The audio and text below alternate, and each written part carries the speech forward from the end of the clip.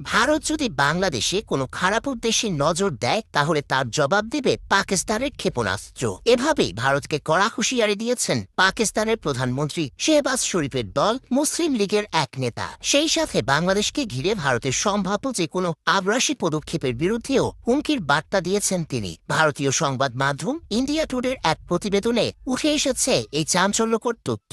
প্রতিবেদনে বলা হয়, মুসলিম লীগ এর নেতা কামরান সাইদ উসমানী এক ভিডিও বার্তায় দাবি করেন, বাংলাদেশের বিরুদ্ধে ভারতের কোনো সামরিক হামলা বা সার্বভৌমত্ব বিরোধী তৎপরতা হলে পাকিস্তান নীরব দর্শকের ভূমিকায় থাকবে না। ভিডিও বার্তায় তিনি আরো বলেন, কেউ যদি খারাপ উদ্দেশ্যে বাংলাদেশের দিকে চোখ তোলে তাহলে মনে রাখতে হবে পাকিস্তানের জনগণ, সেনাবাহিনী এবং মিসাইল খুব দূরে নয়। এ সময় তিনি অভিযোগ করে বলেন, ভারত তথাকথিত অখণ্ড ভারত ধারণা চাপিয়ে দেওয়ার চেষ্টা করছে। তার দাবি, সীমান্ত এলাকায় ভারতীয় সীমান্তরক্ষী বাহিনী বিএসএফ বাংলাদেশকে বিভিন্নভাবে উত্তক্ত করছে এবং দেশটিকে একটি নির্দিষ্ট রাষ্ট্রীয় আদর্শের দিকে ঠেলে দেওয়ার অপচেষ্টা চালাচ্ছে।